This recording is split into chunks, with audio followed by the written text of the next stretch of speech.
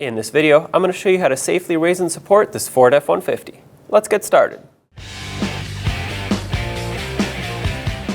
To begin, I just want to mention I am on a lift. However, if you're using jack and jack stands, all the information in this video will still apply the same way. The lift points are going to be the same, and because it's a full frame vehicle, basically anywhere on the frame is fair game and safe. However, here are the main points where you would want to lift so you could be safe and even. You don't want the truck to be heavier on this side and lean down, or this side and either go up or down. You want it to be as even as possible. When it comes to the front end, you're going to want to raise it up right here. When it comes to a floor jack, this right here will raise it up nice and even, left and right in the middle, the entire front end.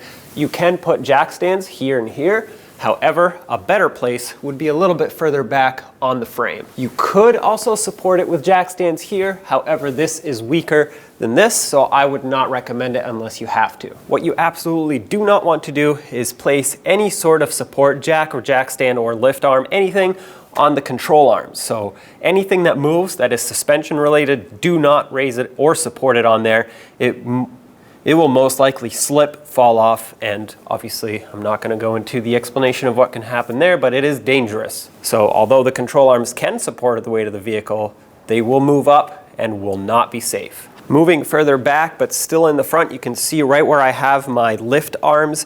That is where you could also place jack stands. There are actually arrows, one on each side of the frame, where Ford recommends that you lift and support this end of the vehicle.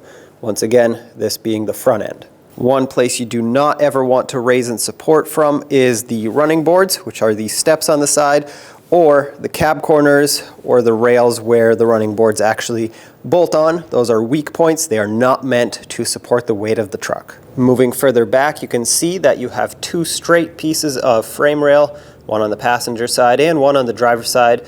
Both of those you can lift and support from. They are very sturdy. You can lift one side of the truck at a time if you place a floor jack underneath and then a jack stand accordingly in order to safely support it once it's up in the air. Once again, both sides here and here are fair game. Towards the back here, you can see the frame rail swoops up. No matter what cab and bed combination you have, it will do this, so do not place a jack stand right here where it's curved. It will slip and it will fall down. When it comes to raising and supporting the rear safely, you have multiple options here as well. These trucks come with a built-in trailer hitch from the factory. You cannot bumper tow with them, so you can use this as a safe place to raise. However, I would not support it there.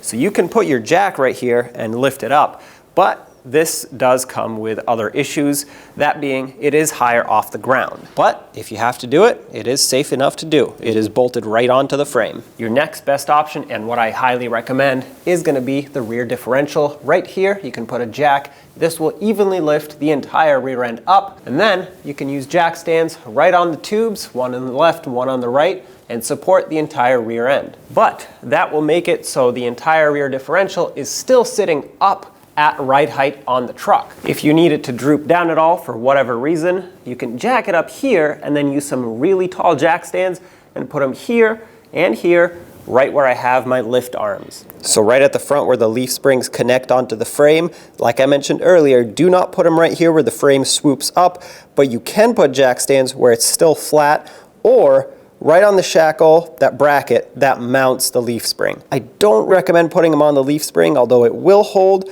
It is not a very safe place because they can move around. And although limited on the driver's side because of the fuel tank, you still have plenty of room to put a jack stand right here where my lift arm is, and support the frame of the vehicle with the rear end drooping down. If for some reason you decide that you only need to lift one wheel up at a time, you can put a jack stand right over here on the differential, on the tube itself, and of course without a jack stand, it is not safe to lift and support a vehicle. So let's quickly recap the areas that you can safely use to raise and support this vehicle. In the back, you have the trailer hitch if your vehicle has one, although not super convenient because it's so high off the ground. What I do strongly recommend is using the center of the rear differential to evenly raise and support the entire rear axle. This will lift up the whole frame and of course the vehicle, so you can use jack stands either on the rear differential tubes, on the frame right where my lift arms are, or on the flat part of the frame right along here where there's no curve to it. That's about it for the rear differential. In the middle, like I just said, you can use the two flat areas of the frame to both lift and support. I recommend multiple jack stands at all times. And moving over to the front end again, you can use the center crossmember area to raise and support the whole front end evenly. Make sure that you put some jack stands either here and here, but your jack might be in the way of those areas, so even though they are strong enough, you might have some issues. You could actually also put them on the front of the frame, right here and right here, or right where my lift arms are at the moment, and that's exactly where those arrows are on the frame that suggest the proper lifting point for this truck. So you can put jack stands right over there after you've lifted up the front end with your jack. Once again, I recommend against using this cross member here because it is somewhat weaker and could bend, could damage things, and you don't want the jack stand to slide out from underneath it. And on that note, once again, do not use the control arms to raise or support. Anything that is suspension related and moves is out of the question. When only the best will do, demand TRQ. The only company that lets you view before you do. TRQ is committed to offering the highest quality aftermarket auto parts that are engineered for peace of mind. Thanks for using and viewing with TRQ.